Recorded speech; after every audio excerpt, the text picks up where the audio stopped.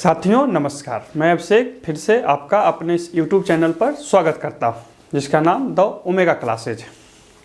आज हम झारखंड विशेष में उरांव जनजाति के बारे में परीक्षा उपयोगी दृष्टिकोण से समझेंगे कि ये मूल रूप से इनकी प्रजातीय दृष्टि क्या है, और साथ में यह भी समझेंगे कि ये अपने समाज परिवेश में कैसे रहते हैं, किन किन विशिष्ट नियमों का पालन करते हैं, क्या पहनते हैं, क्या खाते पीते हैं, और साथ ही इनकी जो अपनी प्रशासनिक व्यवस्था थी, हालांकि ये इनकी सारी प्रशासनिक व्यवस्थाएं आज घिस चुकी हैं या बहुत ही कमज़ोर पड़ चुकी हैं। इसके पीछे मुख्य कारण भारत सरकार का पंचायती राज व्यवस्था है। चूँकि पंचायती राज व्यवस्था आ गई है तो आज जो है उन्हीं नियमों से सारा चीज़ चलता है। फिर भी इनके जो विशिष्ट प्रशासनिक व्यवस्था थे वो मौजूद हैं, उसका लोग अनुपालन करते हैं। इसका कारण है कि ये एक पीढ़ी से दो पीढ़ी से तीन पीढ़ी तक सैकड़ों हजारों पीढ़ी से लोग अपनाए हुए हैं, तो एकाएक उसको हटाया भी नहीं जा सकता है। और साथ ही इस व्यवस्था से उन्हें यह लाभ भी है, मतलब अपनी प्रशासनिक व्यवस्था से, कि उन्हें कोर्ट कचहरी का ज़्यादा मुंह देखना नहीं पड़ता है। इतने सरल और सच्चे लोग होते हैं कि उन्हें इस सब चीज़ की कोई ज़रूरत भी नहीं है। और अंत में हम समझेंगे कि इससे परीक्षाओं में आपको प्रश्न कैसे पूछा जा सकता है। अंत में ही क्यों, बीच बीच में मैं बताते रहूँगा कि जेपीएससी या झारखंड के जो अन्य परीक्षाएं होती हैं उनमें इनसे कैसे प्रश्न पूछे जा सकते हैं या पूछे जाते हैं। तो सबसे पहले देखिए, झारखंड विशेष में हमने क्या लिख रखा, उरांव जनजाति। उरांव जो है यहाँ के दूसरी सबसे बड़ी जनजाति है।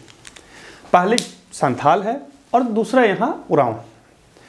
तो परीक्षाओं में ही पूछ देगा कि दूसरी सबसे बड़ी जनजाति कौन है, तो वर्तमान में उरांव है। अब नया जब आएगा तो उसकी अलग बात होगी। तो ये जो उरांव है ये अपने आप को कुरुख बोलते हैं, हालांकि इनकी भाषा का भी नाम कुरुख ही है।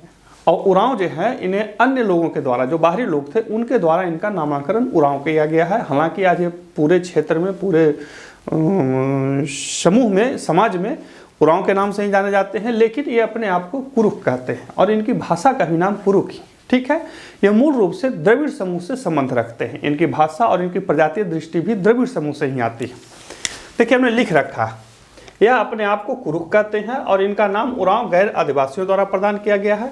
और प्रजातीय दृष्टि से उरांव जो है वो द्रविड़ समूह में आते हैं। किस समूह में आते हैं? द्रविड़ समूह। परीक्षाओं में यही पूछेगा कि प्रजातीय दृष्टि से, दृष्टिकोण से या प्रजातीय दृष्टि से उरांव जो है किस समूह से आते हैं, तो द्रविड़ समूह से आते हैं, ठीक है। द्रविड़, इनकी जो कुछ विशेषता है वो लिख रखा है।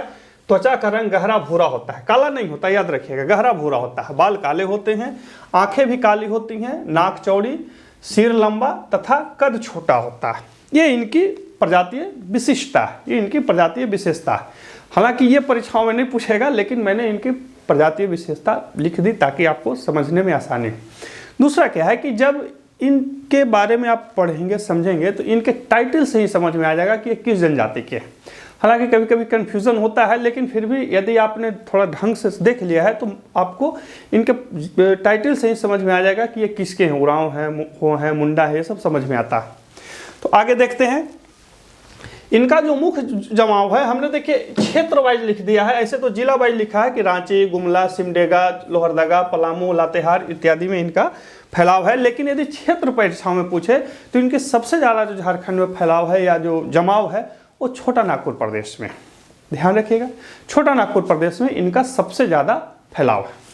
अब छोटा नागपुर क्या है और अलग क्या है वो भौगोलिक दृष्टिकोण में बता दूंगा आपको, लेकिन यहाँ पर इतना ही ध्यान रखिएगा कि जिलावार तो ज़्यादा नहीं पूछेगा, लेकिन क्षेत्रवार पूछ सकता है कि उरांव की जो सबसे ज़्यादा जनसंख्या का जमाव है वो किस प्रक्षेत्र में है, तो छोटा नागपुर प्रक्षेत्र में।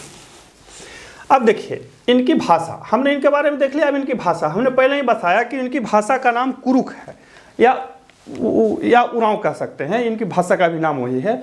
और याद रखिएगा कि इन्होंने अपनी भाषा में अन्य भाषाओं से, नागपुरी से, हिंदी से, सब भाषाओं से बहुत सारे शब्द उधार लिए हैं या बहुत सारे शब्द अपना लिए हैं। इसी के कारण ये जो इनकी जो भाषा है वो कुरुक भाषा है, या जो उरांव भाषा है, या उरांव के द्वारा जो बोली जाने वाली भाषा है, झारखंड की सबसे समृद्ध भाषा है। और सबसे ज़्यादा साहित्य भी आपको झारखंड में यदि क्षेत्रीय या जनजातीय साहित्य मिलेगा तो सबसे ज़्यादा कुरुक भाषा में ही मिलेगी। और इनके जो क्या कह सकते हैं साहित्य जो है वो बहुत ही झारखंड में उन्नत है। ठीक है, तो इनकी भाषा का नाम कुरुक या उरांव ही है, जो यूरेशिया खंड के, याद रखिए, यूरेशिया खंड के द्रविड़ परिवार के अंतर्गत आती है। यूरेशिया खंड का जो द्रविड़ भाषा समूह है उसी के अंदर मध्यवर्ती भाषा है ये। और झारखंड में सबसे विकसित साहित्य इन्हीं का है। इसके पीछे कारण यही है कि इन्होंने सबसे क्या कह सकते हैं भाषा को अपनाया है। और ये चीज़ ध्यान रखिएगा कि झारखंड में सबसे पढ़े लिखे जनजातीय समूह में उरांव ही आते हैं। अन्य जो समूह हैं पढ़े लिखे समूहों में इनसे पीछे आते हैं। और जो अपने आप को समय के साथ जो बदलाव होता है उसमें सबसे आगे बदला है। इन्होंने शिक्षा को बहुत जल्दी पकड़ा और झारखंड में सबसे आगे बढ़ गए। हालांकि अन्य जातियों ने भी, अन्य जनजातियों ने भी इस चीज़ को अपनाया, लेकिन वो बाद में अपनाए और इन्होंने पहले अपनाए। जब अंग्रेज भारत में आए और उन्होंने बंगाल के बाद छोटा नागपुर प्रदेश में प्रवेश किया तो विभिन्न जनसमूहों से जो उनका जो संपर्क स्थापित हुआ तो उनमें अंग्रेजी व्यवस्था से सबसे ज़्यादा पहले ज़्यादा प्रभावित हुए, अपनाए और आज शिक्षा में बहुत आगे बढ़े हुए। हाँ, अब देखिए इनके समाज एवं देवता को देखिए। हमने जो भी लिख रखा है, कथा कहानी मैंने नहीं लिख रखा। कथा कहानी पढ़ने से समझने से आपको कोई मतलब नहीं है। परीक्षा में जो पूछता है उसे समझ उसी के लिए लिखा है। इतना ध्यान रखिएगा कि हर जनजाति की एक अलग विशिष्टता होती है और वही विशिष्टता से आपको परीक्षाओं में प्रश्न पूछे जाएंगे। आपको उन जनजाति का कोई समग्र इतिहास नहीं लिखना, थोड़ा थोड़ा बातों को ध्यान रखना है। एक चीज़ और ध्यान रखिएगा कि जनजातीय समूहों में 3 चीज़ बहुत प्रसिद्ध होते हैं। वो होता है अखड़ा, जहाँ ये मनोरंजन करते हैं। शासन, जहाँ शासन तलबी सा वाला नहीं, सीधा सा वाला शासन, जहाँ इनका ये समाधि स्थल होता है। बहुत सारे समूह क्या करते हैं, अपने शवों को जला देते हैं। बहुत सारे लोग अपने शवों को दफना देते हैं। बहुत सारे लोग जलाने के बाद दफना देते हैं। उनका अपना अपना एक विधि व्यवस्था है। तो देखिए इनका समाज एवं देवता। समाज, इनका जो समाज है वो 14 गोत्रों में विभाजित है। हालांकि और भी है, लेकिन मुख्यतः 14 गोत्रों में विभाजित है। और ये जो अपने गोत्र में शादी नहीं करते हैं, जैसे हिंदू व्यवस्था में देखिएगा कि बहुत सारे जातियां होती हैं अपने गोत्र में शादी नहीं करती हैं, अन्य गोत्र में शादी करते हैं। वैसे शादी को बहिर्गोत्र बोला जाता है, यानी कि बाह्य गोत्र में करते हैं। तो उरांव भी जो है वो बाह्य गोत्र में शादी करते हैं। अपने गोत्र में शादी बिल्कुल निषिद्ध होता है। अब देखिए इनके जो गोत्र होते हैं उन्हें किली कहा जाता है। हाँ, हम बोल रहे थे कि देखिए, भुला गया मैं बीच में, 3 स्थल जो जनजातीय समूह होते हैं उनमें महत्वपूर्ण होते हैं। एक होता है सरना, जो इनके गांव का पूजा स्थल होता है। हम लोग जैसे हिंदू धर्म में जैसे मंदिर वगैरह होते हैं या वो वैसा कोई जगह जहां धार्मिक सामूहिक आयोजन होता है, उसी तरह इनके यहाँ भी होता है, उसको सरना बोला जाता है। दूसरा होता है अखड़ा। अखड़ा जहाँ ये लोग शाम में मनोरंजन करते हैं। और तीसरा होता है शासन, जहाँ ये इनका समाधि स्थल होता है, यानी कि अपने सबों के साथ अंतिम क्रियाकलाप ये करते हैं। और वो अलग अलग हो सकता है और अलग अलग होता भी है। तो किसी भी जनजातीय समूह में ये 3 चीज जरूर रहेगा। तो अब देखिए इनके 14 गोत्र हैं। अब इनके कुछ गोत्रों के मैंने नाम लिख रखा है, जैसे लकड़ा। अब किसी का नाम लकड़ा है तो समझ जाइएगा उरांव है। रुंडा, तिरकी, किस्पोट्टा, टोपो, एक्का, लिंडा, मींज, कुजूर, खलको, बेक इत्यादि इनके गोत्र हैं। और एक चीज़ और ध्यान रखिएगा कि इनके जो गोत्र होते हैं वो विशिष्टता एक सामाजिक स्थिति लिए होते हैं।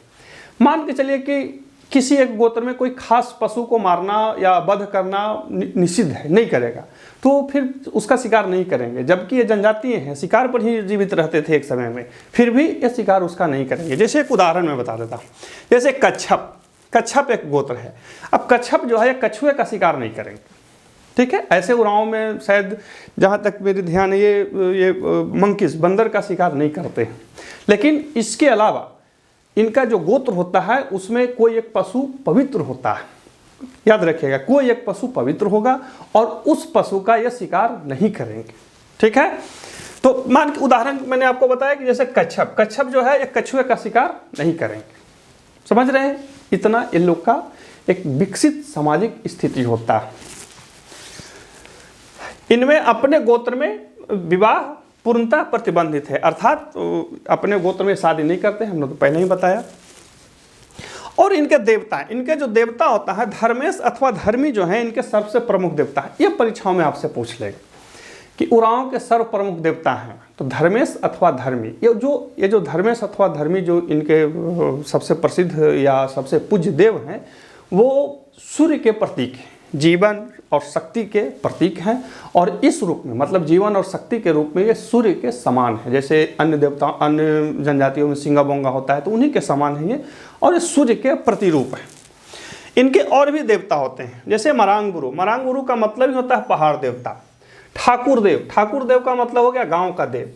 डीहबार, डीह मतलब सीमांत देवता। पूर्वजन्मा, पूर्वजन्मा जो है कहीं कहीं पे आपको पूर्वजन्मा भी मिलेगा, लेकिन पूर्वजन्मा मतलब कुल देवता। इनके जो कुल देवता होते हैं उसको पूर्वजन्मा या जन्मा बोलते हैं। और डीहबार का मतलब हो गया सीमांत देवता। और इस तरह के अन्य और देवता होते हैं, लेकिन मैंने जो इंपॉर्टेंट था वही लिख दिया है। और इससे आपको प्रश्न पूछेगा कि धर्मेश निम्न में से किस जनजाति का सर्व प्रमुख देवता है, तो उरांव जनजाति का। उसके अलावा पूछेगा कि धर्मेश निम्न में से किसके प्रतीक हैं, तो जीवन एवं शक्ति के अर्थात सूर्य के प्रतीक। अब देखिए मैंने लास्ट में एक और पॉइंट लिख रखा है कि सरना उरांव का मुख्य पूजा स्थल एवं शासन इनका समाधि स्थल होता है। अखरा में मनोरंजन करते हैं। देखिए पूरे जनजातीय जो समुदाय होते हैं उसमें तीन जगह बहुत ही महत्वपूर्ण होते हैं और वहाँ ये 3 जगह होंगे ही होंगे। अब देखते हैं इनका प्रशासन। हाँ तो अब देखते हैं आगे। अब है इनका पहनावा। देखिए जब हम कोई धार्मिक या सांस्कृतिक अनुष्ठान करते हैं तो विशिष्ट पहनावा पहनते हैं। जैसे हिंदू माइथोलॉजी में अधिकतर जगहों पे लोग धोती वगैरह पहनते हैं या अन्य क्षेत्रों में कुछ अन्य वस्त्र पहनते हैं, दीपावली में, दशहरे में। तो हर क्षेत्र में लोग अपने अपने विशिष्ट पहनावे को पहनते हैं, भले उनका धर्म एक हो या अलग हो, लेकिन वो विशिष्ट पहनावा जरूर पहनते हैं। वैसे ही जनजातीय समूहों में भी हर जनजाति का एक अपना अपना विशिष्ट पहनावा होता है। तो इनके जो पहनावे हैं वो भी एक विशिष्ट श्रेणी में आते हैं, जो मुख्यतः पर्व त्योहारों पर ये लोग पहनते हैं। पर्व त्योहारों पर एक वस्त्र पहनते हैं, केरिया। केरिया है ये। केरिया जो है वो पुरुषों द्वारा पहना जाता है। किसके द्वारा? पुरुषों द्वारा। और खनरिया जो है महिलाओं द्वारा पहना जाता है। तो उरांव जनजाति अपने पर्व त्योहारों के समय जो पुरुषों के द्वारा जो पहनावा पहना जाता है उसे केरिया बोलते हैं, और जो महिलाओं के द्वारा पहना जाता है उसे खनरिया बोलते हैं। और साथ ही ये लोग टोलोड नामक एक विशेष वस्त्र पहनते हैं। टोलोड नामक जो विशेष वस्त्र होता है यह मुख्यतः शरीर के ऊपरी भाग में लपेटा हुआ रहता है। और ये लोग अपने विशिष्ट समयों में जो अनुष्ठान वगैरह होता है उस समय में ये लोग पहनते हैं। परीक्षाओं में यह पूछ सकता है कि केरिया किसके द्वारा पहना जाता है, तो उरांव पुरुषों के द्वारा। ध्यान रखेंगे। अब देखिए अगला जो सबसे ज़्यादा इंपॉर्टेंट आपको परीक्षाओं में पूछता है और जानकारी रखनी चाहिए वो होता है युवा गृह। युवा गृह जो होता है जनजातीय समूह की सबसे विशिष्ट चीज़ होती है। ये ऐसी जगह होती है जहाँ पे ये अपने बच्चों को, जैसे हम लोग अपने बच्चों को प्रशिक्षित करते हैं मंदिर वगैरह में ले जा करके, धार्मिक अनुष्ठानों में ले जा करके, तो ये लोग भी अपने बच्चों को प्रशिक्षित करने के लिए एक जगह रखते हैं जिसे युवा गृह बोला जाता है। तो जो उरांव है उनके युवा गृह को घुमकुरिया बोला जाता है। याद रखेंगे क्या बोला जाता है? घुमकुरिया बोला जाता है। ये जो घुमकुरिया के बारे में समझ लीजिए कि घुमकुरिया में लोग अपने बच्चों को अपने विशिष्ट सामाजिक सांस्कृतिक नियमों को समझाते सिखाते हैं, और वहाँ पे महिलाओं के लिए अलग और पुरुषों के लिए अलग व्यवस्था होती है।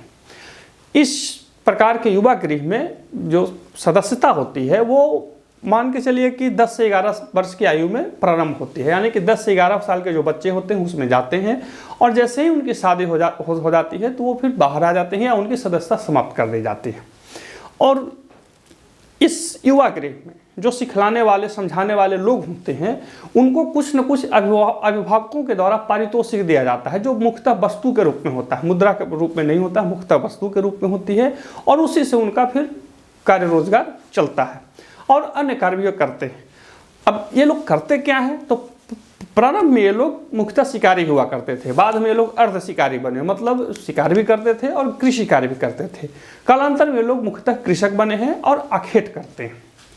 हालांकि अब तो दुनिया बदल गई है, सब नौकरी करने वाले लोग होते हैं, लेकिन मुख्यतः अभी के भी ये लोग आखेट और कृषि ज़्यादा, आखेट कम करते हैं। ऐसे भी झारखंड में जंगल बचा कहाँ है कि। अब देखिए, मैंने आपको घुमकुरिया के बारे में बताया। घुमकुरिया में 10 से 11 साल में प्रवेश मिलता है और शादी होने के बाद सदस्यता समाप्त हो जाती है। ध्यान रखेंगे, परीक्षाओं में ही पूछेगा। और इनमें महिलाओं एवं पुरुषों के लिए अलग अलग समूह होते हैं और उनके अलग अलग प्रशिक्षक होते हैं। तो पुरुषों के जो समूह होते हैं उसको जोख एडपा बोला जाता है। क्या बोला जाता है? जोख एडपा। और उसके मुखिया को धांगर बोला जाता है। उरांव जनजाति में जो युवा गृह होते हैं घुमकुरिया, उसके पुरुष समूह को जोख एडपा बोला जाता है और उसके मुखिया को धांगर बोला जाता है। वैसे ही महिलाओं के समूह को पेल एडपा बोला जाता है और उसकी जो मुखियाइन होती है, यानी कि उसकी जो प्रमुख होती है, उसको बड़की धांगरी बोला जाता है। ये ध्यान रखेंगे। युवा गृह जो है उस सब जनजातीय समूह में होता है। जो भी यहाँ के बड़े जनजातीय समूह है सब में होता है और सब के बारे में आपको जानकारी होनी चाहिए। परीक्षाओं में आपको 1 से 2 प्रश्न इससे पूछेंगे ही पूछेंगे। तो जो महिला होते हैं उनके समूह को क्या बोला जाता है? पेल एडपा। और उसके जो प्रमुख होते हैं उनको बड़की धांगरी बोला जाता है। और ये जो धांगर और बड़की धांगरी होते हैं, इन्हें बच्चों के अभिभावकों के द्वारा वस्तु के रूप में पारितोषिक दिया जाता है और उसी से इनका काम चलता है। बाकी ये लोग थोड़ा बहुत कृषि और आखेट वगैरह करते हैं। अब है इनका प्रशासन। इनका जो प्रशासन है उसको भुइंहरी प्रशासन बोला जाता है। ठीक है, अब समझिए कि भुइंहर होते क्यों हैं। तो ऐसी मान्यता है कि जब झारखंड में ये लोग आए, झारखंड में इनका जो आगमन है वो एक मान्यता यह है कि ये लोग साउथ से आए, मतलब दक्षिण से ये लोग झारखंड में आए। हालांकि आने जाने का तो मान्यता जानते हैं, भारत में तरह तरह की चीज़ें हैं, लेकिन ये सामान्य मान्यता है कि उरांव लोग जो है वो दक्षिण से झारखंड में आए और जो आकर के सबसे पहले खेत बनाए। मतलब कोई एक समूह आया होगा और उसमें कुछ लोग होंगे जिन्होंने जंगलों को काटा होगा, पहाड़ को तोड़ा होगा, साफ किया होगा और इस प्रकार से जो खेत बनाए होंगे उनको भुइंहर बोला गया। क्या बोला गया? भुइंहर बोला गया। और ऐसे खेतों को भुइंहरी खेत बोला गया। ये ऐसे खेतों को जो लोग, इन लोग में क्या होता था कि जो खेत किसी के द्वारा बनाया जाता था तो उस पर बहुत दिनों तक ये लोग कोई कर वगैरह या कुछ नहीं लेते थे और उसको प्रोत्साहित करते थे। हालांकि प्रारंभिक संघर्षों के बाद अंग्रेजों ने भी इसी नीति को अपनाया और वही आज तक भी आ रही है। और तो इसी में आप समझिएगा कि इनके जो प्रशासन होता है, इसको भुइंहरी प्रशासन बोला जाता है। भुइंहर वो लोग थे जिन्होंने सर्वप्रथम आकर के खेत को बनाया और बाद में जो लोग आए उनको रैयत या जेठ रैयत बोला जाता था।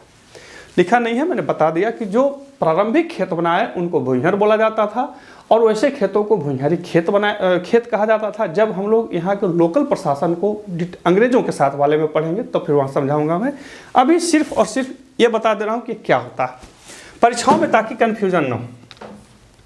तो भुइंहर प्रशासन जो है उरांव का प्रशासन है और भुइंहर जो होते हैं वो लोग थे जिन्होंने खेत को प्रारंभ में बनाया और बाद वाले जो लोग आए उनको रैयत बोला जाता था और उरांव के प्रशासन को भुइंहरी प्रशासन कहा जाता है। परीक्षाओं में क्या है ना कि जो बाहरी लोग होते हैं उनके साथ ये समस्या हो जाती है कि जैसे ही उरांव के छोड़ के भुइंहरी प्रशासन पूछेगा तो लोग गड़बड़ाने लगेंगे, अरे ये क्या वाला है। नहीं, ध्यान रखेंगे भुइंहर कौन है, इसको ध्यान रखेंगे तो समझ में आ जाएगी। अब देखिए इनके प्रशासन को क्या बोला जाता है? भुइंहरी प्रशासन बोला जाता है। और जो भुइंहर कौन है? जिन्होंने सबसे पहले खेत बनाए, बाद में जो लोग आए उनको रैयत अथवा जेठ रैयत बोला जाता था। और इनके जो प्रशासन थे इसमें कुछ पद थे। कुछ पद को एक चीज़ ध्यान रखिएगा कि इनमें जो पद हैं वो इन्हीं में महत्वपूर्ण है। हो सकता है कि इनमें जो महत्वपूर्ण पद वाला है अगले किसी जनजाति में उतना महत्वपूर्ण पद वाला नहीं हो। जैसे महतो इनका सबसे प्रमुख न्यायिक प्रशासनिक विधिक अधिकारी होता है, लेकिन अन्य जातियों में या अन्य जनजातियों में वो उस तरह के पद धारण करने वाला नहीं होता है जैसा उरांव में।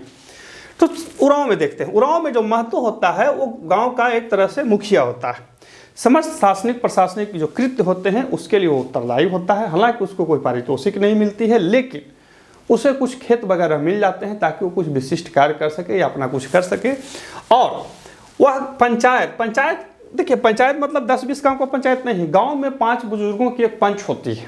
याद रखिएगा, कितने बुजुर्गों की? 5 बुजुर्गों की। और उसका वो मुखिया होता है और उसकी वो अध्यक्षता भी करता है। ये जो जनजातीय समूह होते हैं इनमें जो छोटे मोटे झगड़े होते हैं, बड़ा झगड़ा तो होगा नहीं क्योंकि बहुत ज़्यादा संपत्ति वाली मामला नहीं, हम लोग की तरह बंटवारा होता नहीं है कि नहीं 10 बीघा उसका 5 बीघा उसका, या बड़े लोगों की तरह बंटवारा होता नहीं है कि उतनी अकुत संपत्ति भी नहीं है कि उसके लिए वकील की ज़रूरत हो।